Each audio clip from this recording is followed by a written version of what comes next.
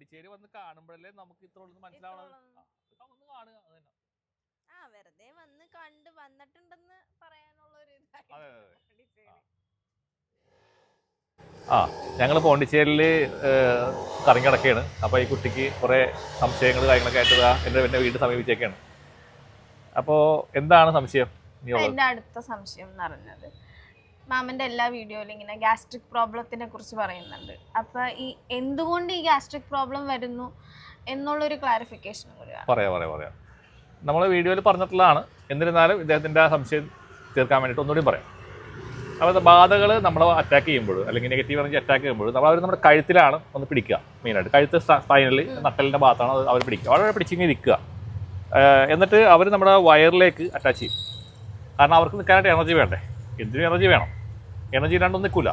അപ്പോൾ നമ്മൾ വയറിനെ ഒന്ന് അറ്റാക്ക് ചെയ്യുമ്പോൾ നമ്മുടെ വയറിനുള്ളൊരു സംഖ്യ എന്ന് വെച്ച് കഴിഞ്ഞാൽ വയറിന് മാത്രമല്ല നമ്മുടെ ബോഡിക്കൊരു പ്രവർത്തനമുണ്ട്. പുറത്തുനിന്നുള്ള എന്ത് പാർട്ടിക്കിൾ വന്നാലും ബോഡി റിയാക്ട് ചെയ്യും. അതിനെ പുറന്തള്ളാൻ വേണ്ടി ശ്രമിക്കും. കേട്ടല്ലേ? ഇപ്പോൾ നമ്മൾ വിഷം കഴിച്ചാലും വൊമിറ്റ് ചെയ്യുന്നു അതേപോലെ. അപ്പോൾ ഇതിനെ വൊമിറ്റ് ചെയ്യാനായിട്ട് അല്ലെങ്കിൽ ഇത് പുറന്തള്ളാൻ വേണ്ടിയിട്ട് നമ്മളുടെ ബോഡി ശ്രമിക്കും. പക്ഷേ ആ സമയത്ത് എന്ത് സംഭവിക്കുന്നു? വയറിൻ്റെ പ്രവർത്തനങ്ങൾ സ്ലോ ആവും.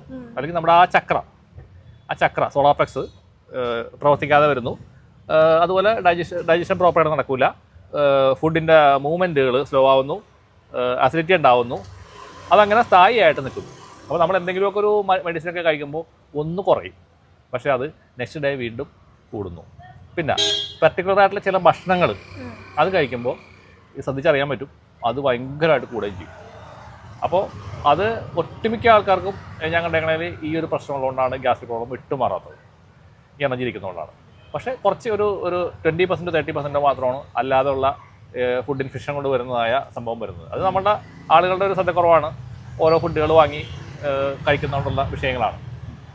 ബാധാ വിഷയം വരുമ്പോൾ ഈ എന്ത് ഫുഡ് കഴിച്ചാലും ഉണ്ടാവും. നമ്മൾ വെറുതെ എന്തെങ്കിലും ചെറിയ ലൈറ്റ് ഫുഡ് കഴിച്ചാൽ പോലും ഈ ഗ്യാസ് വയറ് വന്നിങ്ങനെ വീർക്കും. ഭയങ്കര ഗ്യാസായിരിക്കും. അതാണ് എൻ്റെ അനുഭവത്തിൽ നിന്ന് ഞാൻ പഠിച്ചേക്കുന്ന ഒരു കാര്യമുണ്ട്. സംശയം ഓക്കെയാണോ? ഓക്കെ.